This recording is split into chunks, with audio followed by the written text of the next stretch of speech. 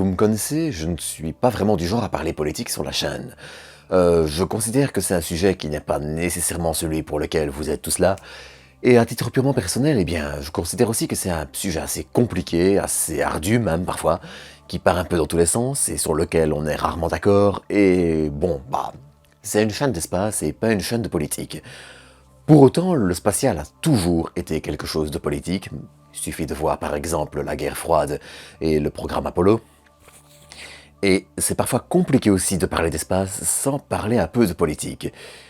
Et aujourd'hui, c'est un de ces jours. Alors, je vais préciser un truc avant de commencer. Cette vidéo-ci n'aura pas un gros montage, donc je vous conseille pas nécessairement de la regarder avec... voilà, faut pas la fixer pendant 1 heure, vous pouvez l'écouter en fond en faisant autre chose. Même si, bon, on va quand même parler de 2-3 trucs, donc gardez votre attention dessus. Je vais essayer d'avoir les idées les plus structurées possibles, mais pour être tout à fait honnête, je suis en train de préparer un point sur les observations du télescope James Webb, des photos de Jupiter, de l'eau sur une exoplanète, des protogalaxies et choses du genre. Ça sortira normalement samedi vers 16-17 heures, et j'ai pas le temps de faire un montage complet sur cette vidéo. Donc voilà, si je cherche un peu mes mots à un moment que je me répète, c'est normal. Bon, pour ceux qui ne suivent pas un peu les actus, on va récapituler rapidement ce qui se passe. Du côté de l'administration Trump aux États-Unis, le budget de la NASA devrait être inférieur à ce qu'il était en 1961. Voilà. Ça veut dire que dans l'état actuel des choses, beaucoup de programmes vont passer à la trappe. Les missions vers Vénus sont annulées. Osiris Apex, donc qui est une sonde qui est déjà dans l'espace et qui est en route vers l'astéroïde Apophis qu'elle rejoindra dans maintenant 4 ans, elle saute aussi. Et Juno, qui est en train d'étudier Jupiter, sera tout simplement éteinte. Voilà.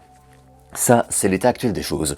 Bon, heureusement, le Sénat a demandé quelques modifications au budget de la Maison-Blanche sur le programme spatial américain, donc sur la NASA. Et pour ce qui est d'Artemis, du SLS et de la station spatiale en orbite lunaire, la Lunar Gateway, ainsi que l'ISS, les budgets ont quand même été sauvés. Ça, c'est déjà une chose. Le retour d'échantillons martiens passe à la trappe et d'une façon générale, ça sent pas bon du tout pour les prochaines années.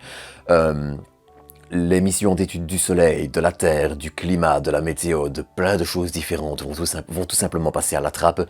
Des satellites et des télescopes qui fonctionnent encore très bien et qui donnent des données très importantes, seront tout simplement éteints et on les oublie. Donc voilà, ça pue. Ça, clairement, c'est le premier truc. Le problème, c'est que les choses continuent d'être assez mauvaises. Alors pour ceux qui n'ont pas suivi les actus, il s'est passé un truc hier soir assez grave.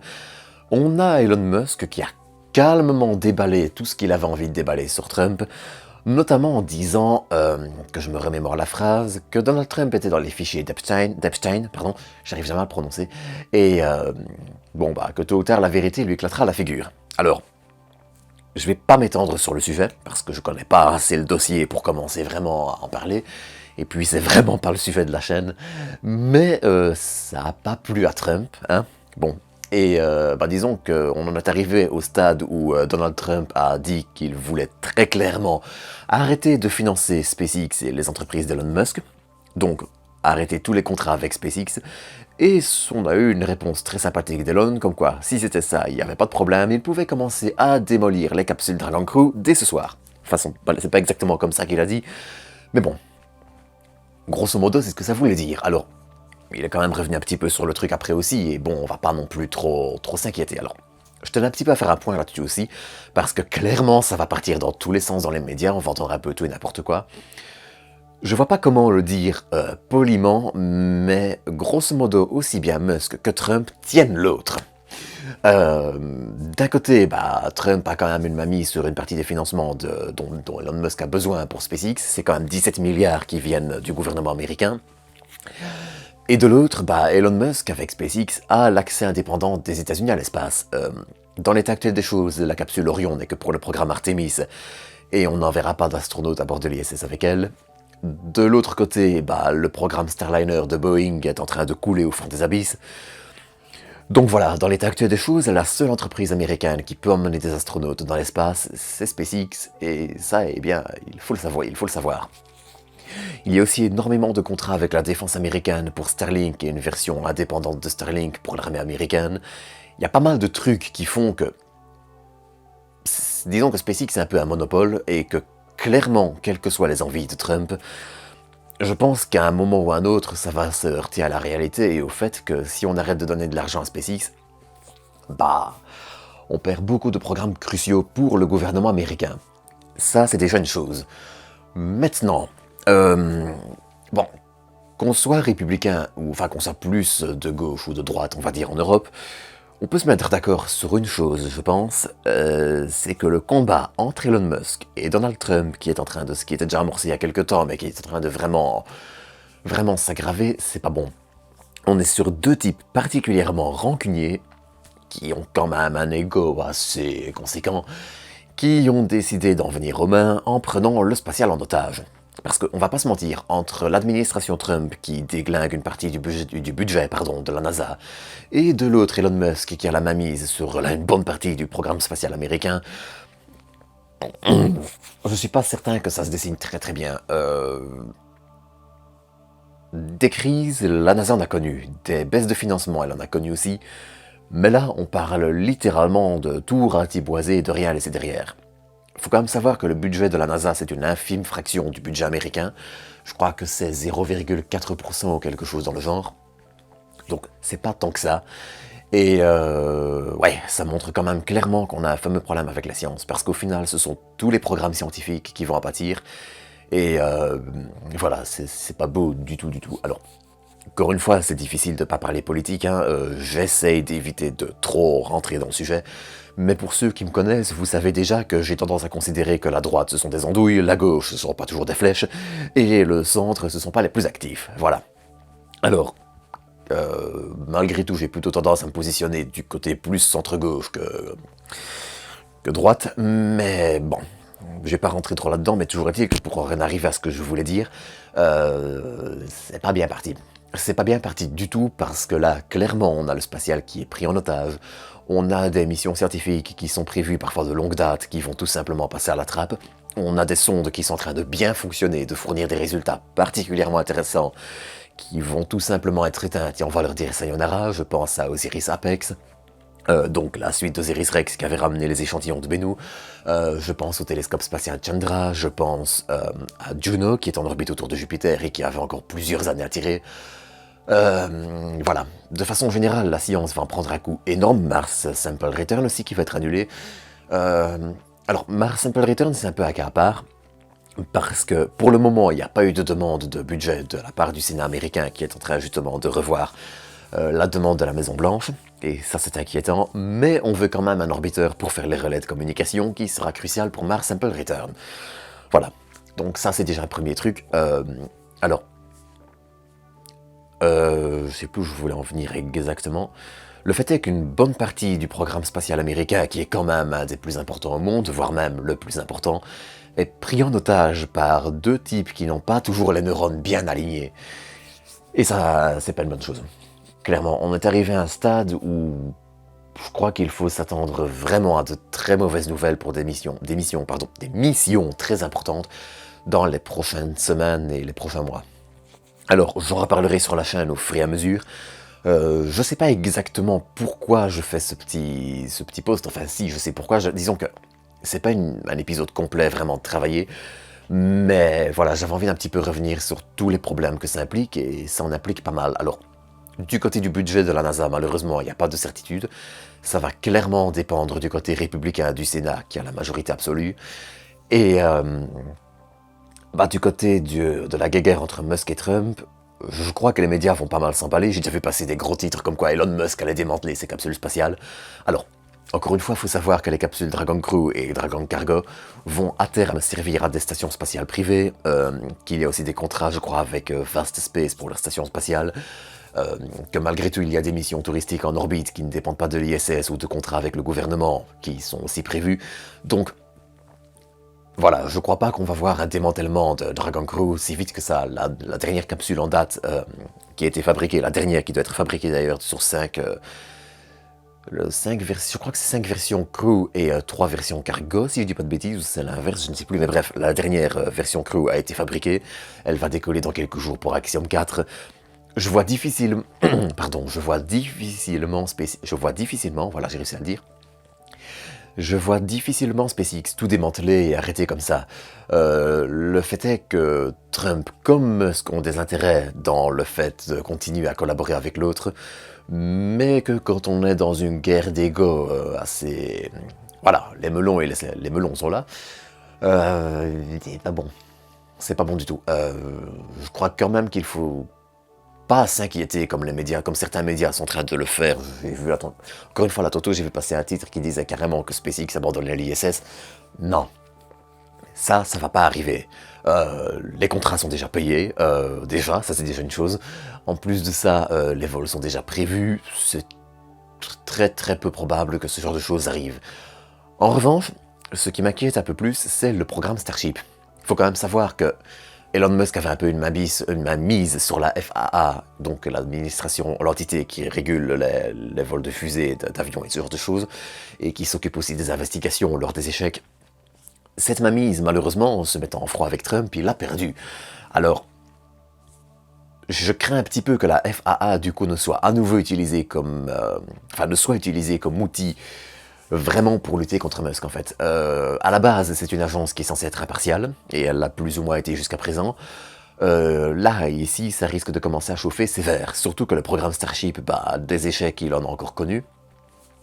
Le dernier vol, hein, les trois derniers vols du Starship, et malheureusement, ça peut vraiment être utilisé contre le programme pour demander des investigations poussées, pour retarder le programme. On sait qu'il y a pas mal d'associations environnementales aussi qui pointent quand même un peu du doigt certaines activités de SpaceX, et ils ont raison, c'est très sain d'en parler, il faut en parler. Je crois que pour considérer un pas de tir comme ça, il faut considérer tous les problèmes et vraiment avoir une bonne vue d'ensemble. Le problème, c'est que si jusqu'à présent la FAA a parfois été un peu trop laxiste avec SpaceX, là on risque de voir l'effet inverse où elle sera plus laxiste du tout et où elle va plus rien lui pardonner, y compris un pet de travers dont on se fiche royalement. C'est un peu ça le problème. Et je crains en fait qu'un petit peu tous les éléments qu'il y a pour le moment, qui font qu'on râle un peu contre SpaceX ou contre les activités à Boca Chica, j'ai peur que ce soit un petit peu récupéré vraiment à fond pour mettre un maximum de bâtons dans les roues du Starship. Surtout que là, pour le coup, Trump a vraiment le pouvoir parce qu'il faut quand même savoir que le Starship, le programme lunaire Artemis en dépend, mais d'ici quelques années, il y aura l'atterrisseur de Blue Origin. Je veux dire, si Trump, par pure vengeance, voulait mettre des bâtons dans les roues à Elon Musk, dans le cas du programme lunaire, il peut le faire assez facilement. Il suffit simplement de retarder le Starship à travers la FAA et de financer un peu plus Blue Origin. Et pour le coup, comme Blue Origin a réussi à naviguer de façon assez neutre à travers les administrations républicaines comme démocrates, ça leur donne un avantage. Voilà, c'est pas pour dire, mais je crains qu'Elon Musk, avec le Starship, se soit mis pas mal de bâtons dans les roues de ce côté-là, et qu'on soit amené à avoir pas mal de petits problèmes à l'avenir. Alors, c'est mon opinion, hein, c'est mon analyse du truc. Je cherche pas à me vanter, mais je suis quand même le programme Starship activement depuis 2019, donc, encore une fois, sans chercher à me vanter, la FAA, on a commencé, ceux qui me suivent depuis 2019 le savent aussi, la FAA, on la connaît. Alors, je crois pas qu'on va aller vers une annulation du Starship ou quoi que ce soit, mais des difficultés pour obtenir les autorisations de vol, des investigations beaucoup plus poussées sur les activités du site et les échecs, il y en aura aussi. Parce que, encore une fois, c'est une majorité républicaine, une majorité qui est quand même souvent favorable à Trump, et le Sénat, la Chambre de... Désolé. J'ai faim dans la gorge. Le Sénat, tout ça, c'est une majorité républicaine, donc il n'y aura pas de grosses difficultés à ralentir un peu SpaceX. Maintenant, ce qu'il faudra aussi voir, c'est quelle partie de cette majorité républicaine sera plus côté pro-Trump, donc quand même plus du côté des entreprises liées à la tech, et quelle sera plus républicaine conservatrice. Ça va créer quand même pas mal de tensions peut-être au sein du parti, et ça peut un peu profiter à Musk quand même. Le fait en tout cas que c'est un sujet très complexe et que, je crois qu'il va falloir sortir le popcorn et prier pour que la science derrière, que ce soit l'exploration du système solaire ou le développement de fusées n'en pâtisse pas trop et que le tout reste un peu juste, à savoir qu'on ne laisse pas des entreprises déglinguer l'environnement librement, mais qu'on ne vienne pas non plus trop mettre de bâtons dans les roues des programmes importants qui sont en train d'avancer. Et le problème, c'est que le Starship est un peu à la frontière entre les deux. C'est pour ça que je crois que on va en reparler de tout ça. Alors voilà, ça c'était juste mon opinion. De toute façon, quand il y aura des actualités, des choses du genre, mais vraiment des actualités concrètes, j'en parlerai dans les actus liées au Starship ou les actus de la semaine. Bref, tout ça, abonnez-vous pour ne pas le manquer. De mon côté, je vais continuer les actus sur web.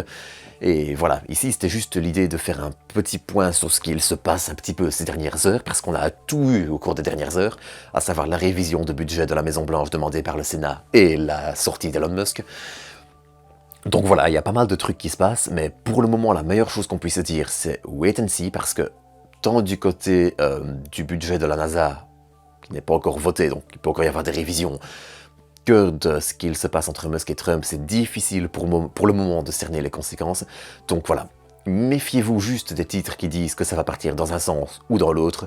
Le fait est que pour le moment, c'est très difficile de trancher et que les batailles de boules de neige entre deux andouilles, ça peut faire des dégâts par ricochet, mais ça peut aussi être un gros coup dans l'eau, et voilà. Donc on va suivre tout ça et on verra au fur et à mesure.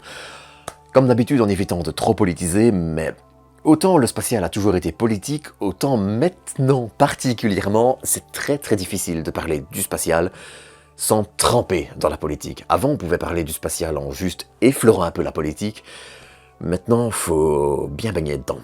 C'est pas un truc dont je suis fan, attention, hein, et je crois aussi qu'il faut faire avec, voilà. Je me doute bien que je vais me prendre des sauts de mauvais commentaires aussi qui vont me dire que je suis trop à gauche ou trop à droite. Ceux-là, très honnêtement, vous pouvez tout simplement arrêter votre message et dégager, voilà. J'ai rien contre le fait que chacun expose ses opinions, c'est très important, mais les insultes gratuites dans les commentaires, les modérateurs de la chaîne le savent, ça dégage, voilà. Pour les commentaires, s'il vous plaît, gardez les débats sains, on évite de s'insulter, on évite de se lancer des... j'allais dire un mot qui commence par fi et se termine par on, mais voilà, on évite de s'insulter. On garde l'espace commentaire clair et on verra la suite. Hein. Allez, à bientôt, Brutelovette d'espace.